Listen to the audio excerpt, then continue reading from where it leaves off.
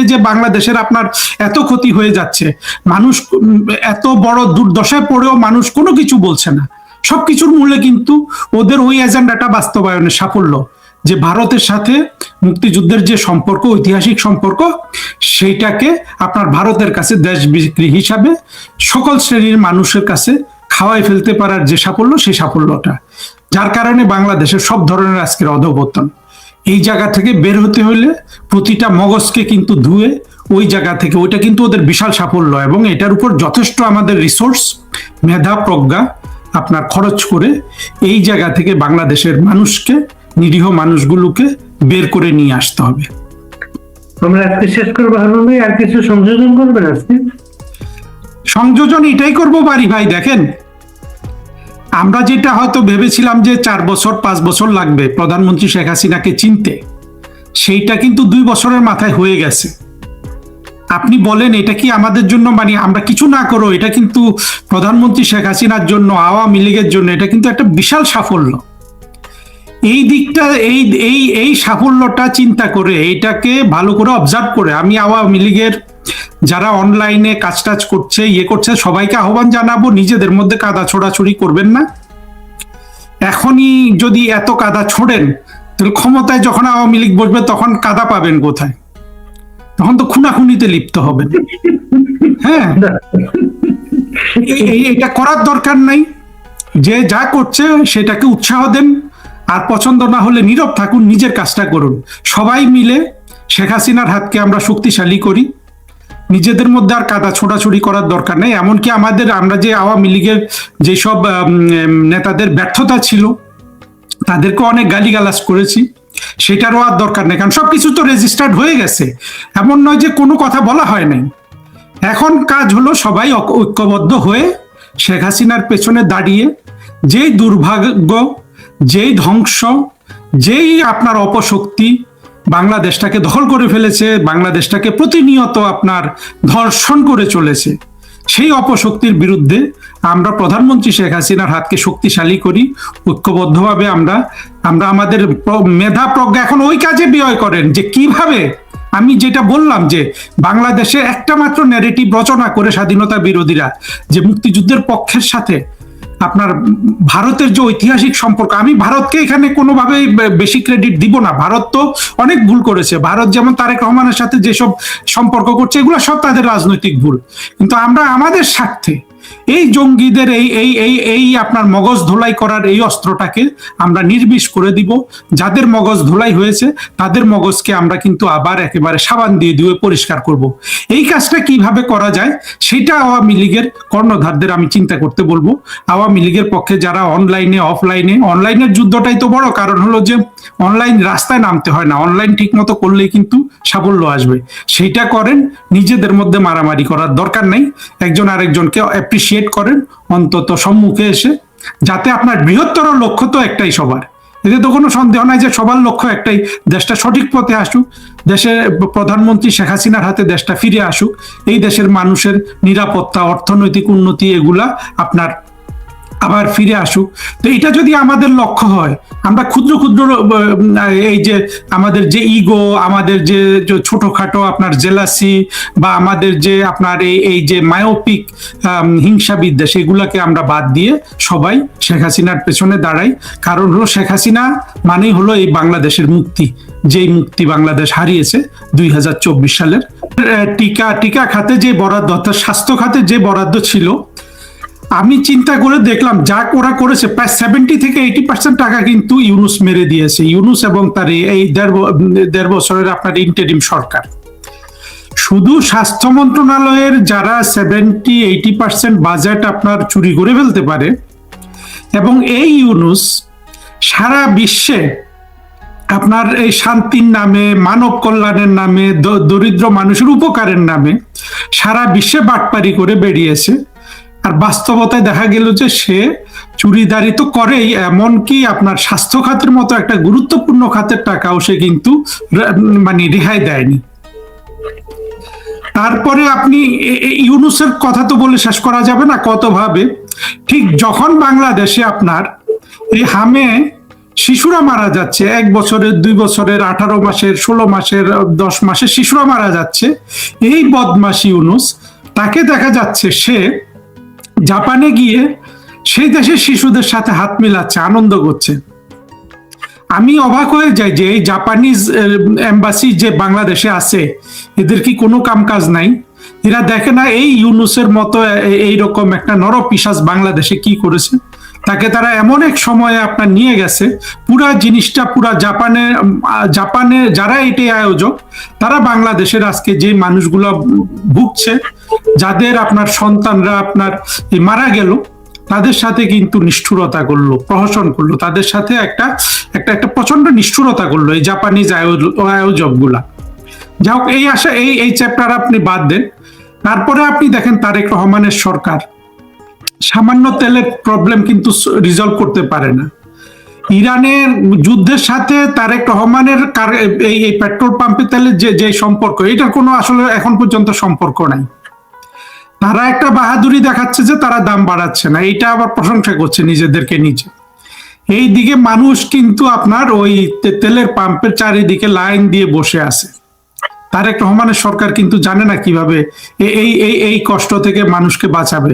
তারা আগাম সতর্কতা বার্তা দিচ্ছে, টুকু বা তাদের যেসব মন্ত্রী আছে যে লোডশেডিং আসছে, জিনিসপত্রের দাম বাড়বে, আগাম বলে দিচ্ছে সব, ইরান যুদ্ধের ছুতায়। কিন্তু বাস্তবতা তো তারা প্রকাশ করছে না। আমি তারেক রহমানের সরকারকে এখানে আসলে খারাপ কিছু বলতে চাই না, কিন্তু বাস্তবতা তো স্বীকার করতে হবে যে এই শেখ হাসিনার রেখে যাওয়া টাকা পয়সা ইউনূস যেভাবে শোষণ করেছে, এবং যেভাবে আপনার শোষণ করেছে, এবং প্রচন্ড আপনার অমিতব্যয়ী হিসাবে সে কিন্তু রাষ্ট্রটা চালিয়েছে মনে হয় যে।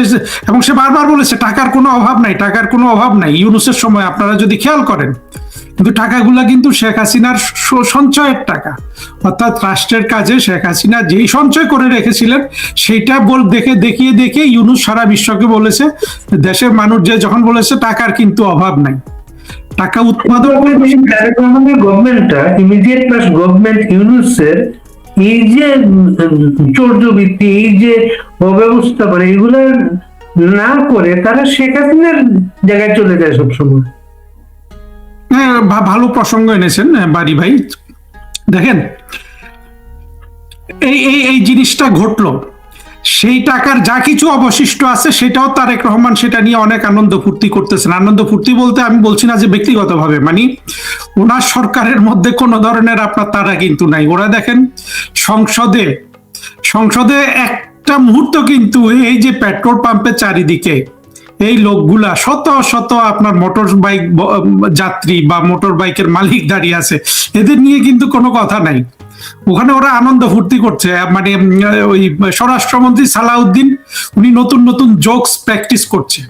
মানে এখন তো আর সুরঞ্জিত সেনগুপ্ত নাই, মওদুদ আহমেদ নাই, এখন তো এদেরকে আপনার ইয়েতে উঠতে হবে, যাতে উঠতে হবে পার্লামেন্টারিয়ান হিসাবে, সেসব প্র্যাকটিস করতেছে আন্দালি পার্থ, তারপরে স্বরাষ্ট্রমন্ত্রী সালাউদ্দিনেরা।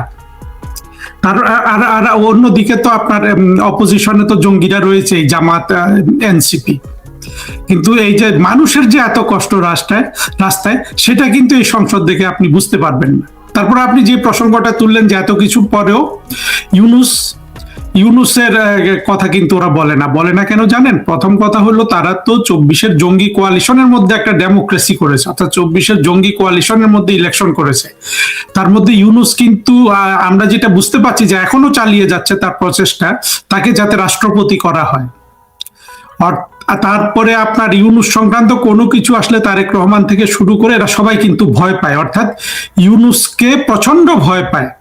যে মানে এর মূল কারণটা দেখেন, কারণটাও কিন্তু পরিষ্কার।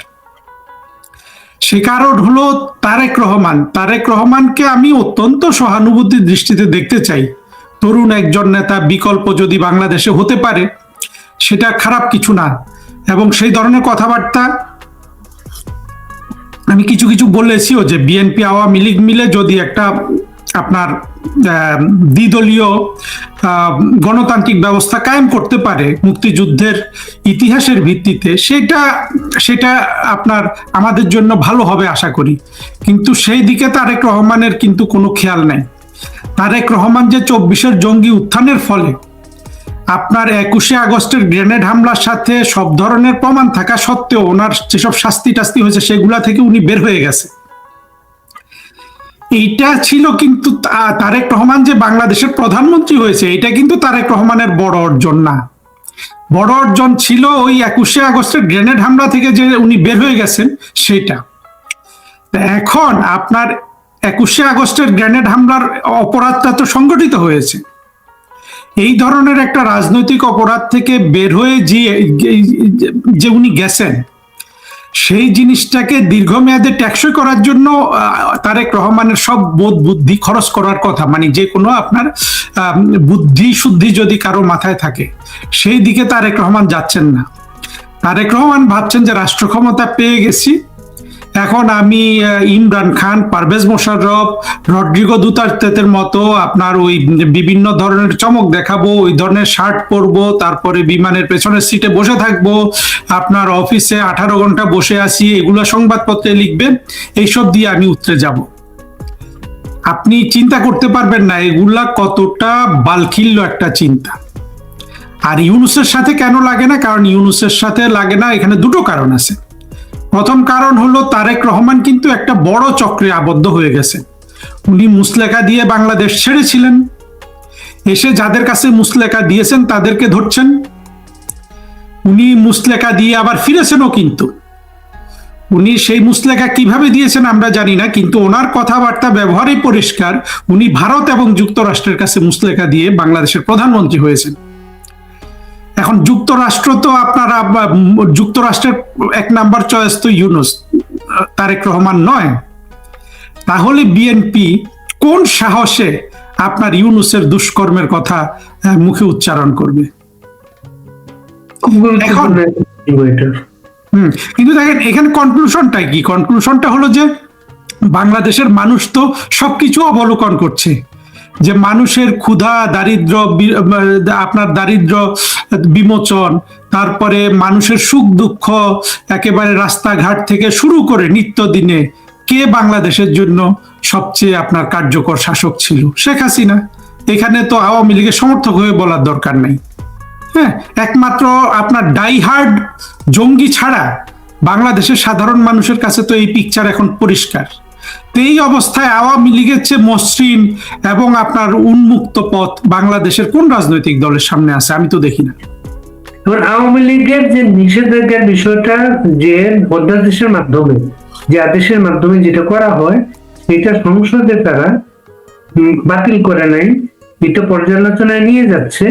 যারা সংসদে এখন আছেন সবাই কিন্তু আওয়ামী লীগকে কিন্তু নিষিদ্ধ চায়, তারা আওয়ামী লীগকে সুযোগ দিতে চায় না। এই যে এতদিন এত অবৈধ আদেশ ছিল, পার্লামেন্টে এটা বিল আকারে যদি এসে পাস হয় তখন তো এটা অন্য একটা মেজাজ আসবে এই আদেশের মাঝে।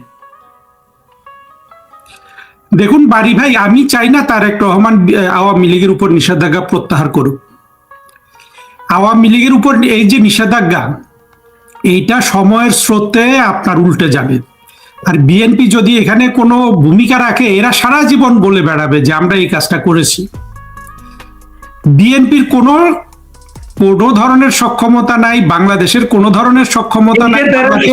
বলে জিয়ার যে 75-এর পরে যে সব রাজনৈতিক কর্মকাণ্ডে নিষেধাজ্ঞা দেওয়া হলো, জিয়া ক্ষমতায় আসার পরে যে সবাইকে লাইসেন্স দিল, সেটা বলে এখনো তারা আওয়ামী লীগ জিয়াই তাদেরকে পুনরুজ্জীবন করেছিলেন। আমি চাই না বিএনপি আরেকবার এই ধরনের কোনো কথা বলার সুযোগ পাক। আমি তারেক রহমানকে বরঞ্চ অনুরোধ করব, আপনি আপনার কাজ চালিয়ে যান, আওয়ামী লীগকে আপনি নিষিদ্ধ করে রাখেন।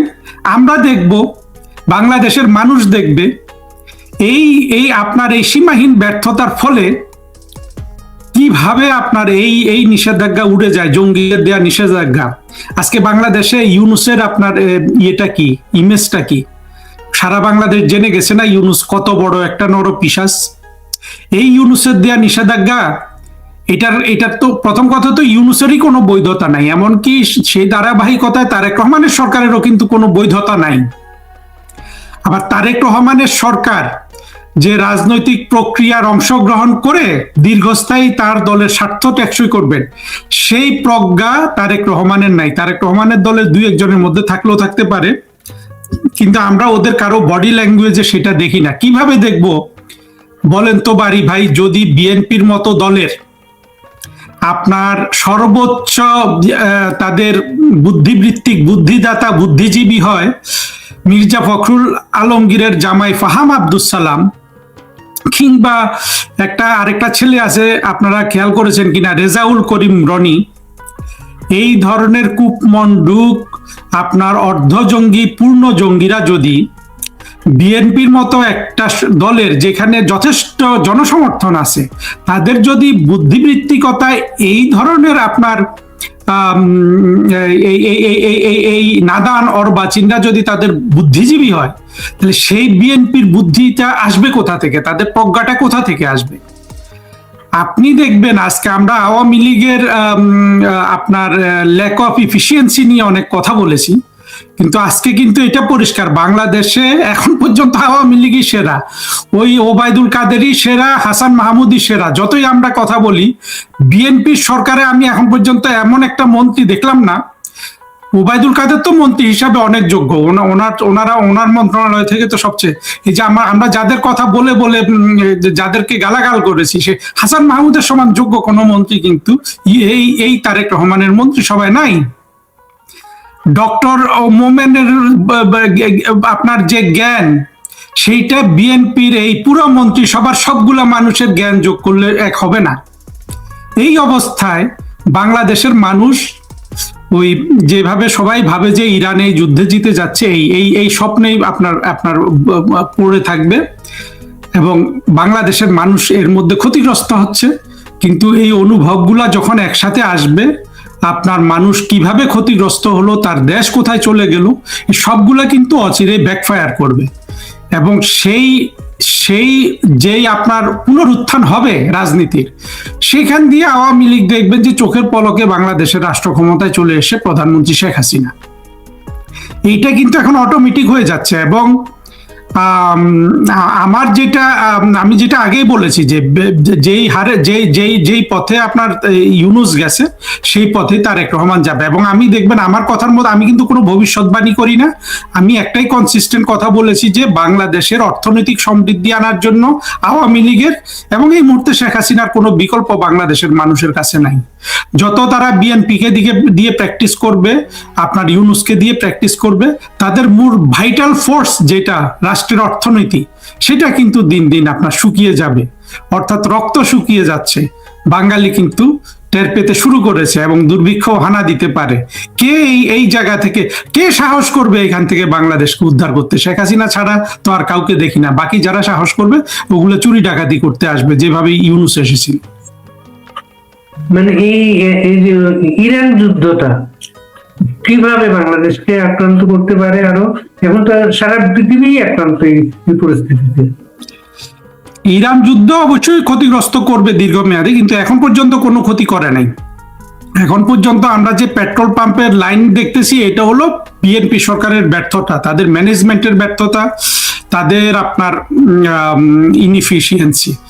এখনই ওই তেলের টাঙ্কিতে টান পড়ে নাই, কিন্তু বিষয়টা হলো তারা আগাম ভয় পেয়ে গেছে। অত্যন্ত আমরা এখানে করি সেটা, আমাদের তো বাইরে থেকে আসলে শুধু ডিজেল। জি, এরা আগাম ভয় পেয়ে গেছে।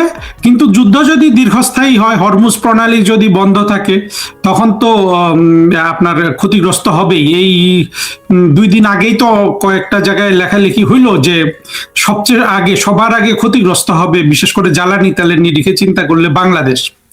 এবং সেইখান থেকে এই ধরনের কোনো সমস্যা যদি সত্যি হয়, সেই ধরনের সমস্যা মোকাবেলার করার মতো আপনার কলিজা গুদ্দা তো এই বিএনপির তারেক রহমানের নাই। আপনারা কি দেখেন নাই এই প্রধানমন্ত্রী খালেদা জিয়া কি বলেছিলেন? বলেন নাই যে উনি এই যে পদ্মা ব্রিজ হবে আপনার বাঁশ আর কাঠ দিয়ে, সেখান দিয়ে আপনারাও যাবেন না, আমিও যাব না, ওটা ভেঙে পড়বে। হ্যাঁ, আপনি কি মনে করেন তারেক রহমানের চেয়ে তো বেগম খালেদা জিয়া অনেক বেশি প্রজ্ঞাবান ছিলেন, অনেক বেশি সাহসী ছিলেন? তো সেই মায়েরই তো সন্তান জনাব তারেক রহমান। তারেক রহমান তো মায়ের কথা রেখেছেন, গত ইলেকশনের সময় বরিশালে তিনি পদ্মা সেতু দিয়ে না গিয়ে হেলিকপ্টারে গেছেন কিন্তু। যাবে ভবিষ্যতে কখনো না কখনো, কারণ হলো যে এই পদ্মা সেতু ছাড়া তো এখন তারেক রহমান তো আর ওইদিকে বসবাস করেন না, বছরে একবার দুইবার গেলে হেলিকপ্টারে এখন যাওয়া আবার বলছে দ্বিতীয় পদ্মা সেতু বানাবে এখন তারা। হ্যাঁ, বানিয়ে দেখিয়ে দিক, একটা দ্বিতীয় পদ্মা সেতু বানিয়ে দেখিয়ে দিলে তো আমরা বুঝবো যে না, তারেক রহমানের অন্তত একটা যোগ্যতা আছে কিছু করার। দেখিয়ে দিক, কাজ শুরু করুক। এইগুলা তারা শুধু বলেই যাবে। বেগম খালেদা জিয়াও বলছিল 2টা পদ্মা সেতু বানাবে, কিচ্ছু করতে পারে নাই। প্রথম কথা হলো যে আসলে আমাদের রাষ্ট্রের অতি সৌভাগ্য হলো যে শেখ হাসিনা ছিল, আর অতি দুর্ভাগ্য হলো যে শেখ হাসিনাকে রাষ্ট্রটা ঠিক মতো সম্মান করতে পারলো না। পার্লামেন্টটাকে কিভাবে দেখলেন আপনি এই কয়েকদিন? পার্লামেন্টকে আমি দেখতেছি সালাউদ্দিন ডমিনেটেড পার্লামেন্ট। সংসদ নেতা, উপনেতা, চিফ হুইপ কোনো কিছুই না। আইনমন্ত্রী একজন আছেন, কিন্তু আইন বিষয়ক সব কথাবার্তা বলেন স্বরাষ্ট্রমন্ত্রী, পুলিশের মন্ত্রী। আইনমন্ত্রী যে ছেলেটা, ও তো আপনার মনে করেন যে সে হাইকোর্ট সুপ্রিম কোর্টের একটা উকিল ছিল, মেধাবী হতে পারে। বিএনপি দেখেন, বাংলাদেশের রাজনৈতিক দলগুলো, বিএনপিতে আমরা দেখেছি বেগম খালেদা জিয়ার জন্য কোর্টে কত বড় বড় আইনজীবীরা গেছে না, আপনার কত কত বড় বড় আইনজীবী ওইখানে আছে না, তারা তো অনেক কষ্ট করেছে এই পার্টিটার জন্য। মাঝখানে আপনার এই আইনমন্ত্রী হয়ে গেল এই ছেলেটা, এই যে আসিফ নজরুলের অ্যাটর্নি জেনারেল, কি ভাগ্য সে বিএনপির আইনমন্ত্রী হয়ে গেল। তা আপনার একটা দল যদি তার দীর্ঘমেয়াদের আপনার কি বলবো স্টলওয়ার্ডদের যদি এইভাবে অপমান করে, তারেক রহমান তো যতই দিন যাচ্ছে বোঝাই যাচ্ছে যে উনি ওনার মনের মতো মন্ত্রিসভা করতে গিয়ে উনি পুরা ওনার সরকারটাকে আগাম ফেল করে দিলেন আর কি। এখন সালাউদ্দিন ডমিনেটেড হয়ে গেছে, কারণ সালাউদ্দিন সাহেব ছাড়া কেউ কথা বলতে জানে না আসলে বিএনপির যারা আছে সেখানে। হয়তো ফখরুল আলমগীর সাহেব বলতে পারবেন, কিন্তু এরা তো বয়স হয়ে গেছে, শক্তি, সাহস, দেহের সৌন্দর্য সবকিছু সালাউদ্দিন সাহেবের আছে, আর উনি এটা ক্যাপিটালাইজ করছেন। এখন ওনাকে প্রধানমন্ত্রী মনে হয়, ওই তারেক রহমানকে আর প্রধানমন্ত্রী মনে হচ্ছে না। তবে এটা সব মিলে এই সাইনটা ভালো না আর কি বিএনপির জন্য। বিএনপির আব্দুল সালামের একটা কথা আজকে ভাইরাল হয়েছে। উনি একসময় ছাত্রলীগের নেতা ছিলেন, জাসদ করেছেন, বলেছেন আওয়ামী লীগ এবং জামাত এই দুই দলটাই বাংলাদেশের মুক্তিযুদ্ধের বিপক্ষে ছিল, একমাত্র বিএনপি পক্ষে ছিল। বিএনপির দলটার জন্মই হচ্ছে 1978 সালে। দেখুন বাড়ি ভাই, এইটা হলো পিওর চাটুকারিতা। প্রথম কথা হলো যারাই জাসদ করেছে তাদের মধ্যে 2-1টা মানুষ ছাড়া যারা সত্যিকার অর্থে সংশোধিত হয়ে গেছেন, সেই হাসানুল হক ইনু বা প্রফেসর আনোয়ার হোসেন, যেটা আমাদের শায়লা আহমেদ লোপার চাচা, এই রকম কিছু মানুষ ছাড়া যারা জাসদ করেছে এদেরকে আমি অত্যন্ত আপনার বলবো যে বিপদগামী লোক ছিল, এবং এই লোকটাও একইভাবে বিপদগামী। এখন সে কোনো কিছু পেল না, সে অবশ্যই কি একটা পেয়েছে, ওই যে আপনার যেখানে সাধারণত সরকাররা জয়েন্ট সেক্রেটারিদের বসায় ওই ওই ওই ইয়ে হিসাবে, সিটি কর্পোরেশনের কি বলে এটাকে আপনার, প্রশাসক হিসেবে সেই পদ পেয়েছে, এমন কিছু তো পায় নাই। তাহলে মেয়রের পদ হয়তো উনি আগামীতে ইলেকশনে মেয়র ক্যান্ডিডেট হতে পারেন, এখন পর্যন্ত তো পায় নাই। ওগুলো যাতে ঠিক থাকে, মেয়র যাতে হতে পারে, তার জন্য আপনার চাটুকারিতা করছে। এবং এদের এই জিনিসগুলাকে আপনার সে যে বলছে জামাত আর আওয়ামী লীগ, এই কথাগুলোর আসলে কোনো গুরুত্ব নাই। এগুলা কে সবাই জানে, মানে বিএনপির লোকজনও জানে যে এগুলো আসলে গুরুত্বহীন কথাবার্তা। এখন চাটুকারিতায় অনেক স্মার্ট লোক থাকে, কেউ আনস্মার্ট লোক থাকে। এই লোকটা চাটুকারিতা অত দক্ষ না, ফলে তার আপনার চাটুকারিতার যে বিষয় সে চয়েস করেছে এইটা অত্যন্ত নিম্নমানের হয়ে গেছে। আরেকটা নিউজ আজকে এসেছে, জুনায়েদ সাকি তার দলের নেতৃত্ব ছাড়ছেন।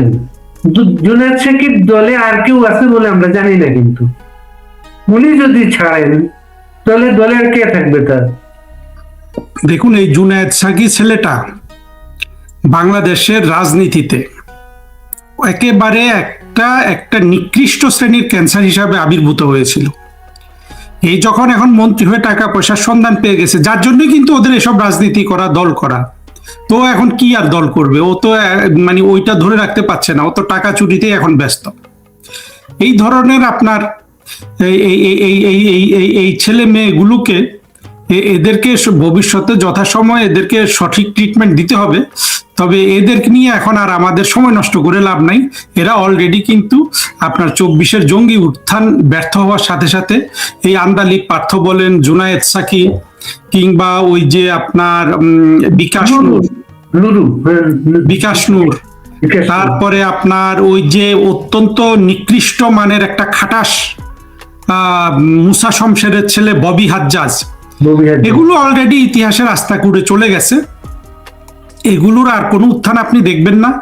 বাংলাদেশে জামাতে ইসলামী তার শ্রেষ্ঠ শৌর্যবীর্যের সময় এখন কাটাচ্ছে। এইখান থেকে আপনি তাদের আর 1 ইঞ্চি কোনো উন্নতি দেখবেন না। কিন্তু এদের পরিণতিটা হবে হলো বাংলাদেশের রাজনীতি এবং অর্থনীতি থেকে এরা হারিয়ে যাবে। আওয়ামী লীগ ক্ষমতায় আসলে এই অতি গুরুত্বপূর্ণ কাজটা করতে এখন বাধ্য হবে। এখন এমন নয় যে এটা আর অপশনের মধ্যে নাই, এটা এখন আপনার একটা ম্যান্ডেটরি একটা একটা একটা একটা একটা পবিত্র দায়িত্ব হিসাবে প্রধানমন্ত্রী শেখ হাসিনার কাঁধে চেপে বসেছে। উনি হয়তো কাজটা পছন্দ করবেন না, কারণ বঙ্গবন্ধু থেকে শেখ হাসিনা আমরা যদি তাদেরকে বিশ্লেষণ করে দেখি, তারা সব সময় চেয়েছিলেন যে মুক্তিযুদ্ধে যেই যেই যেই যেই শক্তিটা পরাজিত হয়ে গেছিল তারা বাংলাদেশে থাকুক, বসবাস করুক। কিন্তু দেখা গেছে যে এরা ততটুকুতে সন্তুষ্ট না। এরা দেশটাকে আপনার দখল করবে, পাকিস্তানকে পুনরুজ্জীবিত করবে, এবং এটার জন্য ওরা একটা মাত্র অস্ত্র ব্যবহার করে, সেইটা হলো ভারতের সাথে আপনার যে কোনো ধরনের সহযোগিতা যদি আওয়ামী লীগ করে, সেটা হয়ে গেল দেশ বিক্রি। আর ওরা এসে যদি সত্যিকারের দেশও বিক্রি করে দেয়, তখন কিন্তু বাংলাদেশের মানুষ কিছু বলে না। এই যে বাংলাদেশের মানুষের আপনার আমেরিকার কাছে বিক্রিটা নিয়ে কেউ কিছু বলে না, কিন্তু কবিয়াটা হচ্ছে ভারত। প্রতিটা জিনিসই কিন্তু আমাদের মুক্তিযুদ্ধের চেতনার সাথে সম্পৃক্ত। অর্থাৎ জঙ্গিরা একটা ইসলাম ধর্মকে ব্যবহার করে আপনার ভারতের বিরুদ্ধে এবং বাংলাদেশে বসবাসরত হিন্দুদের মধ্যে বিরুদ্ধে যে সাম্প্রদায়িক ঘৃণাটা ছড়িয়ে দিয়েছে, সেই ঘৃণায় কিন্তু আবার আওয়ামী লীগেরও একটা বড় অংশ আক্রান্ত। অর্থাৎ আমি 2-1 দিন আগে একজনের সাথে এই ভারতের কাছে বাংলাদেশ বিক্রি নিয়ে তর্ক করছিলাম, কিন্তু আমি অত্যন্ত বিরক্ত হচ্ছিলাম। কারণ হলো যেই তর্কটা ওরা করে, এটা কিন্তু আপনার বাস্তবতার কোনো নিরিখে আপনি কোনো কিছু প্রমাণ করতে পারবে না। আমাদের কাজ হলো প্রথম সুযোগেই এই যে একটা ন্যারেটিভ ওরা দাঁড় করিয়েছে যে ভারতের সাথে সহযোগিতা করা বা ভারতের সাথে স্বাভাবিক সম্পর্ক রাখা, আওয়ামী লীগ যদি সেটা করে, এটা ভারতের কাছে বাংলাদেশ বিক্রি, বাংলাদেশের সার্বভৌমত্ব দিল্লির কাছে বিক্রি, এই ন্যারেটিভটাকে জনে জনে জনে জনে আপনার খণ্ডন করে এইটা বাংলাদেশের বুক থেকে কবর দিয়ে দেয়া, এইটা হলো বাংলাদেশের মুক্তিযুদ্ধের পক্ষের শক্তির জন্য একমাত্র এবং প্রধান প্রধান যদি আপনার রাজনৈতিক এজেন্ডা গুলা থাকে, পদ্মা ব্রিজ বানানো, নো মোর এনিমোর এজেন্ডা, আপনার এই এজেন্ডাটা যদি এইটাই এজেন্ডা যে বাংলাদেশে স্বাধীনতা যুদ্ধের মুক্তিযুদ্ধের পক্ষের শক্তি ভারতের সাথে সম্পর্ক রক্ষা করলে এইটাকে যে দেশ বিক্রি হিসাবে মানুষের যে মগজ ধোলাই করে ফেলেছে, এই প্রতিটা মগজকে আপনার একেবারে সাবানের পানি দিয়ে ধুয়ে পরিশুদ্ধ করা, এইটাই হলো এই বাংলাদেশের মুক্তিযুদ্ধের পক্ষের শক্তির প্রথম এবং প্রধান রাজনৈতিক এজেন্ডা, এবং এটাতে হাত দিতেই হবে। এই মগজ ধোলাইয়ের মাধ্যমে ওরা বাংলাদেশের যে পরিমাণ ক্ষতি করেছে। দেখতে হবে যে রাষ্ট্রপ্রধান যখন, তাকে তখন ব্যক্তির চাইতে রাষ্ট্রের কাজগুলি আগে প্রাধান্য দিতে হবে। যদি সেই প্রাধান্যটা আগে না থাকে, তাহলে রাষ্ট্র পরিচালনায় ব্যর্থতার দিকে যাবে। আপনার জনগণকে বাঁচাবেন নাকি আপনি আপনার পরিবার নিয়ে ব্যস্ত থাকবেন? আপনার আগে জনগণের দিকে তাকাতে হবে। কারণ যে দেশের 18 কোটি মানুষ, সেই দেশের জনগণকে বাদ দিয়ে আপনি যদি আপনার 1 কন্যা বা 1 পুত্র বা 2 কন্যা নিয়ে বা 3 কন্যা নিয়ে ব্যস্ত থাকেন, সেখানে বুঝতে হবে যে আপনি আত্মকেন্দ্রিক হয়ে যাচ্ছেন, আপনি দেশের কথা ভাবছেন না। আপনি দেশের যদি ভালো অবস্থায় থাকে, কোনো যে এই যে প্রতিকূল অবস্থা চলছে সেটা যদি কল্পনা করেন, যে দেশে একদিকে জ্বালানি তেলের বিরাট মানে সমস্যা, এখানে মানুষ মাইলের পর লাইন দাঁড়াচ্ছে, আবার কোথাও কোথাও জ্বালানি তেল নিতে গেলে কোনো কার্ড দেওয়া হচ্ছে, যে এই কার্ডের ভিত্তিতে একদিন পর একদিন বা 2 দিন পর একদিন জ্বালানি তেল দেওয়া হবে। যেখানে ছাত্ররা যারা ক্লাস মানে অনেক স্কুলে এখন 2 দিন বোধ হয় আপনার অনলাইনে ক্লাস হবে। এটা দ্বিতীয়ত। তৃতীয়ত হচ্ছে যে আপনি যদি দেখেন, উনি বলেছেন যে ঢাকা শহর বা বিভিন্ন জায়গায় সারা বাংলাদেশে সন্ধ্যা 6টার পরে মলগুলি ওপেন থাকবে না। এখন আপনি যেটা দেখছেন, এটার আমি এর আগেও এই একই অবস্থা দেখেছি। আপনার মনে থাকার কথা 2001 থেকে 2006 পর্যন্ত এই বিএনপি জোট সরকারি ক্ষমতায় ছিল, রাইট?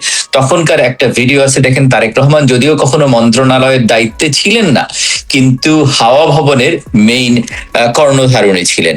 তখন ওনার একটা সাক্ষাৎকার আছে, সেখানে বলা হয়েছে যে আপনারা সন্ধ্যায়ও বিদ্যুৎ দোকানে মলে চাইবেন, আবার বাসায়ও চাইবেন, এইটা কেউ দিতে পারবে না, কেউ করতে পারবে না। এখন আপনি দেখতে হবে যে এই জিনিসটা কোথায় ছিল, কোথায় এসে আমরা দাঁড়িয়েছি আজকে, তাই না? আসলে মার্টিন লুথার কিং এর একটা কি ছিল, ওনার ছিল হচ্ছে যে ড্রিম।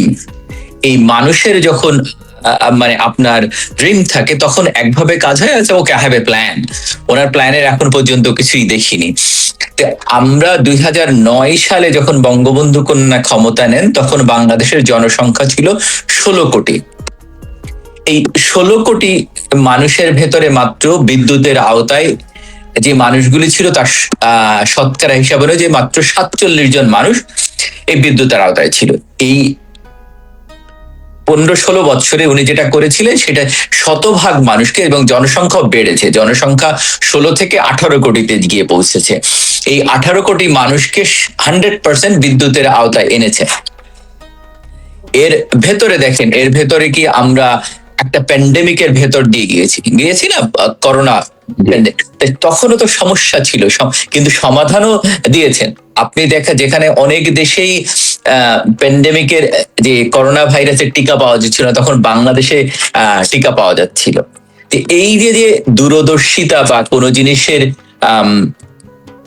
যে কোনো মানে বিপদ আসলে সেটাকে সমাধান দেওয়া বা এটার জন্য প্রস্তুত থাকা, এটা কিন্তু সবাই দিতে পারে না। এর বাইরে যদি দেখেন, যে আমি যেটা বলছিলাম, যে বঙ্গবন্ধু উনি যেটা বলেছিলেন যে সম্ভব না, বঙ্গবন্ধু কন্যা সেটা অসম্ভবকে সম্ভবে পরিণত করেছেন, 1 নাম্বার। 2 নাম্বার আছে কি, দেখেন, যদি হাসনাত আব্দুল্লাহ কিছুদিন আগে বলেছেন যে আপনারা এই যে গ্যাস সমস্যার কেউ সমাধান করো, তাহলে শেখ হাসিনা যখন ক্ষমতায় ছিল তখন কোনো গ্যাসের সমস্যা হয়নি কেন? তার মানে এই যে যাকে অপবাদ দিলাম, তাকে দেশ ক্ষমতা ছাড়তে বাধ্য করলো এই জনগণ, উনি সমস্যার সমাধান দিয়েছেন বিভিন্ন সময়। এর বাইরে এখন দেখেন যে বাংলাদেশে এটা তো একদিকে বাচ্চারা মারা যাচ্ছে, টিকা আপনি আনন্দ করবেন, আনন্দ করার সময় আছে ডেফিনেটলি। উনি প্রাইভেটলি এই জিনিসটা করতে পারতেন, যে হ্যাঁ, একটা বাসায় বসে মেয়েকে নিয়ে মুভি দেখবেন, মেয়ের সঙ্গে সময় কাটাবেন, স্বাভাবিক ব্যাপার। আমিও আমার সন্তানের সঙ্গে সময় কাটাবো, এটা স্বাভাবিক ব্যাপার। আমি সেটার কোনো দোষের কোনো কিছু দেখিনি, কিন্তু আপনাকে সময় এবং ক্ষণ দেখতে হবে, 1 নাম্বার। 2 নাম্বার হচ্ছে দেখতে হবে যে আপনি কোন দায়িত্বে আছেন। একটা স্কুলে যদি বিপদ আসে, সেই প্রিন্সিপাল যদি সেই বিপদ রেখে অন্যদিকে চলে যায়, আপনি কিন্তু ওই স্কুলের প্রিন্সিপালকে দায়ী করবেন। আপনার সন্তানরা যদি ওই স্কুলে পড়ে, আপনার দেখেন, এই উনি এখন যে দেশে একদিকে টিকার অভাবে মানুষ মারা যাচ্ছে, তাহলে এই মানুষগুলো কেন মারা গেল সেইটার একটা তদন্ত হওয়া উচিত। তদন্ত, এবং যারা এটার সঙ্গে জড়িত ছিল, গত এই 18 মাস ধরে যে স্বাস্থ্যমন্ত্রী ছিলেন বা প্রধান উপদেষ্টা ছিলেন, তাকে বিচারের আওতায় আনা উচিত না? আনা উচিত। কেন আনতে পারছেন না? কারণ একজন মেরুদণ্ডবিহীন মানুষ বা মুচলেকা দিয়ে যিনি ক্ষমতায় বসবেন, তার কাছ থেকে আপনি এইগুলি কোনো কিছু আশা করতে পারেন না। এখন আপনি হয়তো বলতে পারেন যে এই যে যে দেখেন যে বিদ্যুতের যে সমস্যা, কেন এই সমস্যার সমাধান হবে? যেখানে 3200 মেগাওয়াট ছিল 2009 সালে, সেখান থেকে বঙ্গবন্ধু কন্যা এনে দাঁড় করালেন যেখানে প্রায় 32,000 মেগাওয়াটের উপরে। আপনি এখনই পিডিবির ওয়েবসাইটে যান, যেখানে বলা আছে প্রায় 29,000। এর বাইরে হচ্ছে রূপপুর পারমাণবিক বিদ্যুৎ কেন্দ্র, মাতারবাড়ি, তারপরে আপনার এই যেটা সুন্দরবনের পাশে যেটা ছিল সেইটা, এগুলি সব অ্যাড করলে দেখা যায় যে 32,000-এর উপরে চলে যাবে। এখন উনি যেটা করেছিলেন 2001 থেকে বিদ্যুৎ উৎপাদন না করে খাম্বা বসিয়েছিলেন। তো দুইজনের ভিশন বা মিশনের পার্থক্য আছে, এইটা দেখতে হবে। তো একটা দেশ বারবার বিপদে পড়ে এবং আওয়ামী লীগ তাকে পুনরুদ্ধার করে এবং আওয়ামী লীগ তাদেরকে এইখান থেকে বের করে নিয়ে আসে, আবার দোষ আওয়ামী লীগকে দেওয়া হয়। সুতরাং এই অবস্থা এখন দেশের মানুষকে বুঝতে হবে যে উনি টি শার্ট পরে গেছেন, আমি সাধুবাদ জানাই, কিন্তু এই সাধুবাদ আমি এখন জানাতে পারছি না। এই কাজটা যদি দেশের মানুষ শান্তিতে থাকতে পারে, শান্তিতে ঘুমাতে পারতো, মানুষের প্লেটে ভাত থাকতো, এবং মানুষের জ্বালানি তেলের কোনো সমস্যা না হতো, বা এই শিশু মারা না যেত, তাহলে আমি ডেফিনেটলি সাধুবাদ জানাতে পারতাম। কিন্তু আমি সাধুবাদ এই কারণে জানাতে পারি না যে যেখানে বাচ্চারা মারা যাচ্ছে, এর আগেও ইউনূস সরকারের সময় আপনার মাইলস্টোনে একটা সুপরিকল্পিত ভাবে প্লেন ক্রাশ করা হয়েছে, একটা যুদ্ধ বিমান, সেখানে এতগুলি বাচ্চা মারা গেল, পুড়ে মারা গেল। কই রাজনীতির খাতিরে ওখানে যেখানে জ্বলন্ত, সেখানে তো আপনার ইনফেকশন বেশি হয়, সেখানে মানুষের যাওয়ার কথা না। সেখানে কে কে ছুটে গেলেন? এই ফখরুল গেলেন, এই সাদা শকুন শফিক, এরা কেন? তাদের কি কাজ ছিল ওখানে? তো ডাক্তার বা ডাক্তার নার্স এদের দরকার ছিল, ওনাদের কোনো দরকার নেই। তো ওনারা কে? ওনারা সরকারে কেউ ছিল? মানুষকে ধোকা দেওয়ার জন্য এই কাজগুলি করেছে। উনিও যাচ্ছেন, দেখাচ্ছেন তরুণ প্রজন্ম, আমি আমার বাচ্চার সঙ্গে সময় কাটাই। বাচ্চার সঙ্গে তাহলে রাষ্ট্রের দায়িত্বভার নিলেন কেন? রাষ্ট্রের দায়িত্বভার তাহলে তো আপনার নেওয়া ঠিক হয়নি। আপনি যদি রাষ্ট্রের দায়িত্বভার নেন, তাহলে আপনাকে রাষ্ট্র আগে সেই চিন্তা করতে হবে। ওরা মাঝে মাঝে একটা স্লোগান দেয় বিএনপি, দেখবেন তারা বলে যে দলের ব্যক্তির চেয়ে দল বড়, দলের চেয়ে দেশ বড়। তাহলে এখন কোথায় গেল দেশ? কোথায় গেল? তাহলে তো আপনি যে কথাগুলি বলছেন সেই কথার সঙ্গে মিলছে না। যে তারা বলছে যে দলের চেয়ে দেশ বড়, তাহলে তো আমি দেখছি এখন অপোজিট, যে দেশের চেয়ে ব্যক্তি বড়। আপনি ব্যক্তি হিসাবে আপনার মেয়েকে সময় দিতে চান, ডেফিনেটলি দিতে পারেন, কিন্তু সেই সময়টা বুঝে দিতে হবে। এই সময়টা এখন না। যেখানে মানুষ মারা যাচ্ছে সেখানে আপনি এটা করতে পারেন না, তাহলে আপনি একটা ব্যর্থ রাষ্ট্রনায়ক, এছাড়া আর কোনো কিছু। আমি এই জায়গাটিতে আপনি যেভাবে বললেন যে ব্যর্থ রাষ্ট্রনায়ক, আপনি অনেক ভারী ভারী বিশ্লেষণ করলেন, এবং আশা করি দর্শক যারা, তারা আসলে যা বোঝার সেই কথাটুকু বুঝে নেওয়ার আপনারা চেষ্টা করবেন, যে কেন কোন প্রসঙ্গ থেকে ইঞ্জিনিয়ার যে কোন প্রসঙ্গতে ঢুকে গেলেন।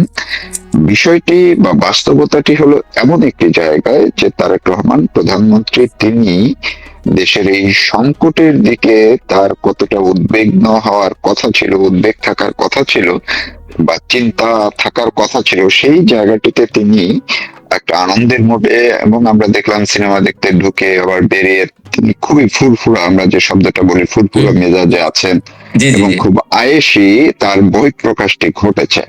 যে করিমে, আপনি কি একটু মানে এইভাবে একটু বলতে পারেন কিনা যে ধরলাম তারেক রহমান হয়তোবা তিনি তার ইচ্ছা হলো, তার একটা শখ জেগেছে, তিনি সেই শখটা পূরণ করতে গেছেন, কিন্তু তার স্ত্রী, এই আলোচনাটি যেহেতু এক ধরনের পারিবারিক যে কি বলে পারিবারিক বন্ধন কিংবা পারিবারিক একটা রেওয়াজ বা শিক্ষার জায়গাগুলো থেকেও, আপনি যেমন বললেন আপনি এখন একটা বিয়ের অনুষ্ঠানে আছেন, ফলে আপনি একটু ভালো মেজাজে আছেন, আপনার লাল শার্ট পরতে ইচ্ছে করে, এটা মানানসই।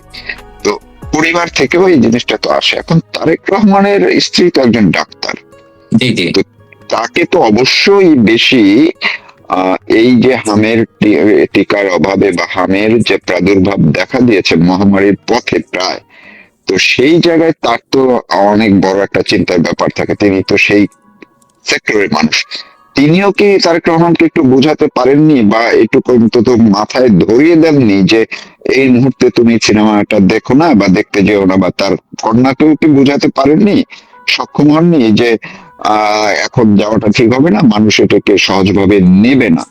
আর তার কন্যাও তো ছোট না, একদম ব্যারিস্টার মানুষ, তারও তো এটা থাকার কথা ছিল, নাকি আমি ভুল বললাম? আপনাকে ধন্যবাদ মারুফ ভাই। এটা হচ্ছে দেখতে হবে যে পরিবার, এখন আপনি পরিবার কাকে বলছেন? উনি ওনার মেয়েকে নিয়ে গেছেন, ওনার ওয়াইফকে নিয়ে গেছেন? না, ওয়াইফেরও তো সিনেমা দেখতে ইচ্ছা করে নাই। না না না না, তো আপনি যখন আপনার পরিবারকে সময় দিতে যান, পরিবারের প্রাইভেট আপনি সময় দিতেই পারেন, কিন্তু রাষ্ট্রের উপরে না। আপনি যখন রাষ্ট্রের প্রধান, সরকার প্রধান, সেটা। এখন আরেকটা জিনিস আপনি ভালো প্রশ্ন করেছেন, সেটা হচ্ছে যে ওনার যে সহধর্মিনী ডাক্তার মানুষ। কিন্তু আপনাকে একটা প্রশ্ন করি, এই দর্শকদেরকেও প্রশ্নটা করে রাখি, সেই প্রশ্নটা আপনারা চিন্তা করে দেখবেন যে একজন মানুষ যদি ডাক্তারি পড়ে, উনি 90-এর দশকে শিক্ষা জীবন শেষ করেছেন, তারপরে কিছুদিন কাজ করেছেন, তারপরে উনি আর কাজ করেনি। বা একজন ইঞ্জিনিয়ার যদি ইঞ্জিনিয়ারিং পড়ালেখা করে কয়েকদিন কাজ করে, তারপরে যদি দীর্ঘদিন কাজ না করে, অথবা একজন সাংবাদিক যদি সাংবাদিকতা কিছুদিন করে বন্ধ করে দেয়, ধরেন 15-20 বছর আর সাংবাদিকতা না করে, তার ভিতরে কি ওই সাংবাদিকের যে জিনিসটা ছিল সেই জিনিসটা থাকবে? বা একজন ডাক্তারের, সাংবাদিকের হয়তো লেখালেখি সে কিছু পারবে, কিন্তু একজন ডাক্তারের পক্ষে ওই ডাক্তারি জিনিস চেঞ্জ হয়। আপনি ইঞ্জিনিয়ারদের কোড চেঞ্জ হয়, আপনার ডাক্তারিতে protocol, everyday changing the protocol. আপনার যে ডাক্তারের যে ডাক্তারি যে বইগুলি, বা ডাক্তার একটা হসপিটাল প্রোটোকল, প্রতিদিন, প্রতি সপ্তাহে আপনি যেখানে আছেন, আপনি একজন ডাক্তারের সঙ্গে কথা বলেন, প্রতি বছর প্রোটোকল চেঞ্জ হচ্ছে, নতুন নতুন গাইডলাইন আসছে। তাহলে আপনার ওই প্রফেশনের সঙ্গে যুক্ত থাকতে হবে। যদি যুক্ত না থাকেন, তাহলে তো আপনি বুদ্ধি দিতে পারবেন না। এক নাম্বার, আপনি ইঞ্জিনিয়ার হিসেবে প্রতিটা দেশেরই গাইডলাইন আছে, যে প্রতি কয়েক বছর পর পর গাইডলাইন গুলি চেঞ্জ হয়। সেইগুলি হচ্ছে, বা পাশ্চাত্যের যে কোনো দেশে প্রতি 3-4 বছর পরে বই, যে প্রাইমারি স্কুল বা মাধ্যমিক বিদ্যালয়, উচ্চ মাধ্যমিক বিদ্যালয়, বইয়ের পরিবর্তন আসে। আপনার যে বইটি আপনি পড়েছেন ইউনিভার্সিটি, সেটা প্রথম সংস্করণ, দ্বিতীয়, তৃতীয় কেন এসছে? তার মানে যিনি লেখক তিনি দেখছেন যে জিনিস চেঞ্জ হয়েছে, সেই পরিবর্তনটা উনি করেছেন, তাই তো? তাহলে আপনি যদি তাকে আনতে চান এই প্রফেশনে, তাহলে তাকে আবার স্কুলে ব্যাক করতে হবে, তার নতুন করে শিখতে হবে। উনি ডাক্তার, আমি অস্বীকার করেছি, উনি ব্রিলিয়ান্ট স্টুডেন্ট ছিলেন, সেটাও জানি, কিন্তু সেই মেধাটা তো উনি কাজে লাগাননি, বা তারেক রহমান তাকে কাজ করতে দেননি। সেটা যদি দাঁড়ায়, যে কথাটা এভাবে দাঁড়ায় যে তারেক রহমান কিন্তু, আমি যতটুকু আমার জানা মতে, যে উনি যুক্তরাজ্যে ছিলেন, সেখানে উনি যে প্রেপ পরীক্ষা দেওয়া হয় সেটা পাশ করেছিলেন, তারপরে আর উনি কাজ করেননি। 1 নাম্বার। 2 নাম্বার, দেখেন ওনার মেয়ে তো ব্যারিস্টার, যেটা বললেন, এই ব্যারিস্টার মেয়ে, তিনিও তো ব্যারিস্টারি প্র্যাকটিস করেন। আমি দেখিনি কোনোদিন বাংলাদেশের কোর্টে গিয়ে, এই অনেকদিন হয়ে গেল, এখনো তো দাঁড়াননি। তাহলে আসলে কি ব্যারিস্টারি প্র্যাকটিস করছেন? তো ব্যারিস্টারি প্র্যাকটিস যদি না করেন, তাহলে আপনি যদি ওনাকে 10 বছর বা 15 বছর বা 20 বছর পরে জিজ্ঞেস করেন যে ল নিয়ে, তখন কি উনি এটার কতটুকু উত্তর দিতে সক্ষম হবেন, বা কতটুকু দিতে পারবেন? এখন আমি জানি না জুবাইদুর রহমান মানে উনি কতটা কেয়ার করছেন বা করবেন এই ব্যাপারগুলিকে। যদি কেয়ার করেন, আমার জানা মতে উনি এখন যুক্তরাষ্ট্র সফর করছেন, সেইটা বর্তমান যে পররাষ্ট্র মন্ত্রী আছেন বাংলাদেশে, রজার রহমান, খলিল রহমানের সঙ্গে। কারণ আপনার জানা থাকার কথা যে এই FBI এনলিস্টেড একজন যে জঙ্গিদের মদতদাতা হিসেবে তারেক রহমানের নাম আছে, এবং এই ব্যাপারে FBI বারবার সতর্ক করেছে যুক্তরাষ্ট্র সরকারকে। সেইগুলির ব্যাপারে একটা তদবিরে এসছেন আমার জানা মতে। সুতরাং তারা চাচ্ছে যে লবি করে, আমেরিকা থেকে লবি করে, আপনার মনে থাকার কথা যে মোদির এগেনস্টে একবার আমেরিকা স্যাংশন দিয়েছিল, তারপরে এইটাকে ওবামা ওইটা উইথড্র করে, তারপরে মোদি আমেরিকা আসতে পারে। তারেক রহমানের ওইরকম একটা অবস্থা আছেন, যেটার কারণে তারেক রহমান হয়তোবা ওই কারণেই জুবাইদা রহমান এখন যুক্তরাষ্ট্র সফর করে। আমার প্রশ্ন আরেকটা প্রশ্ন থেকে যায় যে, যেমন ধরেন জুবাইদা, ওনার আসল নাম কি? জুবাইদা রহমান। উনি এত নারী নেতৃত্বের কথা বলেন, তাহলে ওনার নাম কেন জুবাইদা রহমান হবে? ওনার তো বাবা মা একটা নাম দিয়েছিলেন, ওরা আকিকা করেছেন, তাই না? আকিকা করেছেন। আমার সহধর্মী, সেও 44 ফার্মাসিস্ট, ওর নাম আমার নামের লাস্ট টাইম না, she has her own name. না, এটা আবার একটু ভিন্ন ইস্যু। এটা আসলে এখন একটা ট্রেডিশন হয়ে আছে। এটা কি চাপিয়ে দেওয়া না? আমি যেটা বলছি নারী অধিকার, আমি আমার মাকে দেখেছি, উনি সারা জীবন আমার মা লিখেছেন হামিদা বেগম। আপনার যে শিক্ষক ছিল আমার ভাই ফজলুল হক, ওনার যে ওয়াইফ, উনিও ওনার নাম লিখতেন হামিদা সামথিং, ভাবিনি। তো এইগুলি দেখতে হবে যে এইগুলি আমাদের সমাজ ব্যবস্থায় চাপিয়ে দেওয়া হয় যে নারীদের বিয়ের পরে তার পরিচয়টা পর্যন্ত তার হাজবেন্ডের পরিচয় পরিচিত হতে হবে। কেন তারেক রহমানের চাইতে কি জুবাইদা রহমান খারাপ স্টুডেন্ট ছিলেন? সেটা তো মনে হয় না। জুবাইদা রহমান ঢাকা মেডিকেল কলেজ থেকে পড়ালেখা করেছেন। জি, এই আলোচনাটা না হয় আমরা একটু আপাতত তুলে রাখি। আমরা শেষ করব হচ্ছে এই প্রসঙ্গ দিয়েই, সেটি যে এটি তো পরিবারের বিষয়টা আমরা বললাম যে জুবাইদা রহমান কিংবা তার কন্যা, তারা কি এই বিষয়টি নিয়ে মিনিমাম কোনো একটা চিন্তিত ছিলেন কিনা? যদিও আপনি বললেন যে আমার মনে হয় যদি চিন্তিত থাকবে একজন আছেন।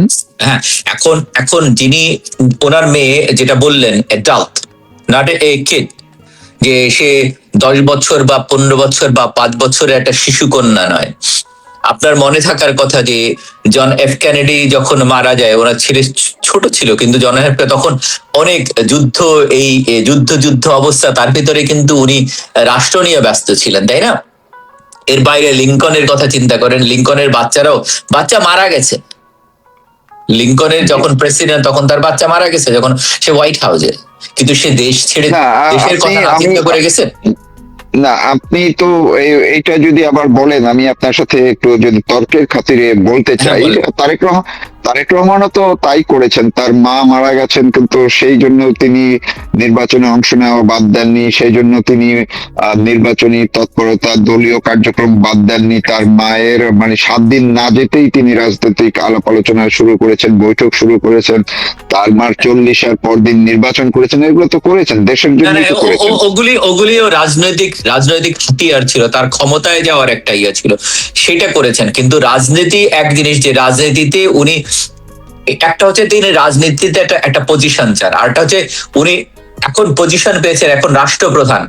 ওইটা দলের প্রধান হিসাবে উনি দলের জন্য যেটা সেটা করেছেন, কিন্তু রাষ্ট্রের জন্য কি করছেন? রাষ্ট্রকে কি উনি যে সাধারণ এই যে শিশুগুলি মারা গেল, আমি বা আপনি যদি বা অন্য কেউ যদি এখানে হতো, তাহলে ওনার একটা কমিটি করে দেওয়া উচিত ছিল। উনি এটা নিয়ে ব্যস্ত থাকতেন যে না, আমি এখন একটা, এই ছবিটা 1 সপ্তাহ পরে দেখতেন যে আমি একটা, যারা সরকারি আপনার ডাক্তারি পেশায় আছেন, চিকিৎসক, তাদের নিয়ে একটা কমিটি করা উচিত ছিল। কেন এতগুলি শিশু মারা গেল, কি কারণে মারা গেল, এটার পেছনে কি ঘটনাগুলি, সেইগুলি একটা ওনার ওয়াইফকে দিয়ে করতেন। ওনার ওয়াইফ যেহেতু পড়ালেখা করেছেন চিকিৎসা বিদ্যায়, ওই ব্যাপারগুলি নিয়ে একটা তদন্ত কমিটি, সেটা জুবাইদা রহমানকে প্রধান করে দিতে পারতেন। আর তার ভিতরে আইনজ্ঞ তো ওনার মেয়েকে দিতে পারতেন না? সেটাও করতে পারতেন যে না, আমি যেহেতু এই বিষয়ে বিশেষজ্ঞ না, উনি রাষ্ট্রপ্রধান, সরকার প্রধান, কিন্তু উনি তো একটা তদন্ত কমিটি করতে পারতেন মিনিমাম, এবং বলতে পারতেন এগুলোর সমাধান কিভাবে করা যায়, ভবিষ্যতে যেন এই ধরনের কাজ না হয়, সেটাও তো করতে পারতেন। আমি তো সেই জিনিসগুলি দেখছি না, আমি সেই জন্য ব্যাপারগুলি নিয়ে আসছি।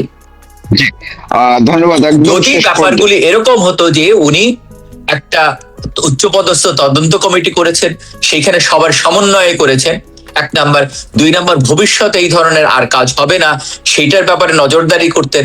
তৃতীয়ত, যে একটা একটা শিশু, সেই শিশুটা আমার হতে পারে, সেই শিশুটা অন্যের হতে পারে, সবার জীবনের মূল্য আছে, যে না এই শিশুর জীবনের মূল্য আছে, সুতরাং আমি এই ধরনের কাজ আর ভবিষ্যতে যাতে না হয় এটা চিরতরের জন্য বন্ধ করার জন্য পদক্ষেপ নিতেন, তাহলে আমি বুঝতাম, তাহলে আমি ওনার সমালোচনা করতাম না, এবং উনি ওনার মেয়েকে নিয়ে মুভি দেখতে যাবেন আমি সাধুবাদী জানাতাম, যে না উনি এইগুলির দিকে নজর দিয়েই তারপরে উনি মুভি দেখতে গেছেন। সুতরাং আমার আর্গুমেন্টটা অন্যরকম, যে যে আমি আগে রাষ্ট্র এবং জনগণ, এই জনগণের অবস্থার পরিবর্তন করার পরেই আমি আমার ব্যক্তির দিকে চিন্তা করব। জি, আমি ওই যেটা বলছিলাম যে শেষ করবো একদমই, এটা তো গেল ধরেন পরিবারের জায়গাগুলো নিয়ে আমরা আলোচনা করলাম। বিএনপি দল হিসেবে বিএনপি অন্য নেতারা, অনেক সিনিয়র নেতারা আছেন, তারা কি এই ঘটনায় একটু বিব্রত হতে পারেন, বিব্রত বোধ করতে পারেন, কিংবা মাঠের নেতাকর্মী তারাও কি একটু বিব্রত বোধ করতে পারেন কিনা এই ঘটনাটিতে? শুনেন, আমি একটু রুড কথা বলি, একটা জিনিস, সেটা হচ্ছে যে জিনিসটা বললে একটু খারাপ শোনা যাবে। ধরেন যার ডান কান কাটা সে রাস্তার ডান দিক দিয়ে হাঁটে, যা বা কান কাটা সে রাস্তার বা দিক দিয়ে হাঁটে, যার দুই কান কাটা সে রাস্তার মাঝখান দিয়ে হাঁটে। কেন আমি কথাটি বললাম? কারণ হচ্ছে যে আপনি যদি দেখেন যে তারা এই পর্যন্ত কোনো পদক্ষেপ নেয়নি, যে আমাদের প্রথম হচ্ছে যে আসার পর পরই শুরু হলো যে জ্বালানি এবং বিদ্যুৎ নিয়ে সমস্যা, তারপরে এই যে বাচ্চারা মারা যাচ্ছে, প্রতিটা সেক্টরই এক একটার পর এক একটা সমস্যা আমরা দেখছি, খাদ্য সমস্যা দেখছি। আপনার মনে থাকার কথা যে প্রতিটা দেশেরই ন্যাশনাল রিজার্ভ থাকে, মানে মজুদ থাকে, খাদ্যে বলেন সবকিছুতেই, পৃথিবীর সব দেশেই আছে, আমেরিকারও আপনার তেলের মজুদ আছে, ইউরোপে আছে, প্রতিটা দেশেরই আছে। এবং শেখ হাসিনা এটা দেখতে পেরেছিলেন যে আমাদের মিনিমাম 2 বছরের খাদ্যের মজুদ দরকার, সেটা রেখে গিয়েছিলেন। সেইটাকে এই ইউনূস সরকার গত 18 মাসে ব্যবহার করেছে, যার জন্য কোনো এলসি হয়নি, যার জন্য কোনো আমদানি হয়নি, যার জন্য আপনার ন্যাশনাল রিজার্ভ বেড়েছে, আমাদের তেলেরও মজুদ ছিল। তাহলে এই সরকার তো এই কন্টিনিউশন অফ ইউনূস সরকার, তারা কেন এই ব্যাপারগুলি তখন চিন্তা করেনি? আপনি বললেন যে উনি তো ইলেকশনের কারণ ওনার তো ক্ষমতা, উনি যদি জনতার কথা চিন্তা করতেন তাহলে উনি অগস্টের 4 তারিখের পরে উনি কেন দেশে আসেননি? উনি তো নিজেই বলেছেন আমার দেশে যাওয়ার সিদ্ধান্তটি আমার একক নয়, এই সিদ্ধান্ত আরো, তার মানে দেয়ার আর স্টেক হোল্ডার, তার মানে তাদের সঙ্গে ওনার বোঝাপড়া হয়েছে, মুচলেকা দিয়েছেন, যার জন্য আমি বলি মুচলেকা প্রধানমন্ত্রী। তাহলে উনি তার সঙ্গে কোন চুক্তি করলেন? তার মানে এই যে গোপন চুক্তিটা হলো, গোপন চুক্তি, বাংলাদেশের সঙ্গে যে গোপন চুক্তি হলো, এই গোপন চুক্তিতে ওনার সম্মতি ছিল, সেটা বলেছেন। বা বিএনপির ভেতরে কি এমন কেউ ছিলেন যে এদের পররাষ্ট্রমন্ত্রী হওয়ার যোগ্য? তাহলে ওনাকে কেন এই খলিলুর রহমানকে বিএনপির পররাষ্ট্রমন্ত্রী করতে হবে? আবার ওনারা বিভিন্নভাবে বয়ান দেওয়ার চেষ্টা করেন। ধরেন এই যে আমরা মুক্তিযুদ্ধ দেখলাম, মানে আমরা বিজয়, মানে 26শে মার্চ দেখলাম, আমাদের স্বাধীনতা দিবস দেখলাম না, কিন্তু সেখানে বঙ্গবন্ধুকে দেখলাম না। আবার ওনার ঢাকা মহানগর বিএনপির যিনি দক্ষিণ অথবা উত্তরে সালাম সাহেব, তিনি বলেছেন যে বিএনপি এবং জামাত, আওয়ামী লীগ এবং জামাত বাংলাদেশ স্বাধীনতার পক্ষে ছিল। স্বাধীনতার পক্ষে কে ছিল? বিএনপির জন্ম কবে হয়েছে? এই যে কথাগুলি বলছেন, তাহলে ওনার তো এইগুলি বলা উচিত ছিল যে আপনারা এই ধরনের কথা বলেন না। তো আমি বুঝলাম, ঠিক আছে, তর্কের খাতিরে ধরে নিলাম শেখ হাসিনা ভালো না, শেখ হাসিনা ভালো কাজ করেননি। তাহলে বঙ্গবন্ধু কি এই 16 বছর কবর থেকে এসে শেখ হাসিনাকে বলেছিল এটা করো, ওইটা করো, এটা করো না, এটা করো না, সেটা বলেছিল? তাহলে বঙ্গবন্ধু কি অপরাধ করেছে? তাহলে তো আপনি একদিকে জিয়াউর রহমানের কথা বললেন, উনি জিয়াউর রহমান, তাহলে আমাদেরকে একটা জিনিস দেখা, যে জিয়াউর রহমান কবে নিজের থেকে বলেছেন বা কোথায় বলেছেন, অথবা একটা লেখা লিখেছেন। জিয়াউর রহমান তো নিজেই লিখেছেন বিচিত্রাতে, আপনারা দেখেছেন যে জিয়াউর রহমান সাহেব লিখেছেন যে বঙ্গবন্ধুর ডাকেই উনি সাড়া দিয়েছেন। উনি লিখেছেন যে 7ই মার্চের ভাষণই ছিল তাদের জন্য অনুপ্রেরণা। অথবা যে কালুরঘাট বেতার কেন্দ্র থেকে জিয়াউর রহমান সাহেব ওই কালুরঘাট বেতার কেন্দ্রটা যে মুক্তিযোদ্ধাদের দখলে ছিল, যারা দখলে নিল আগে তাদের বীরত্ব আছে না। আর একটা জিনিস, যে কালুরঘাট বেতার কেন্দ্র ছিল 10 কিলোওয়াটের, এই খবর কি ওই যে বেতার ভাষণটা দিয়েছিলেন সেইটা কি আর কোনোদিন কোথাও প্রচারিত হয়েছিল কোন বিদেশি কোন, অথবা আপনি তখনকার পাকিস্তান পত্রিকাগুলি দেখেন, সবাই বলছে Sheikh Mujib has declared the independent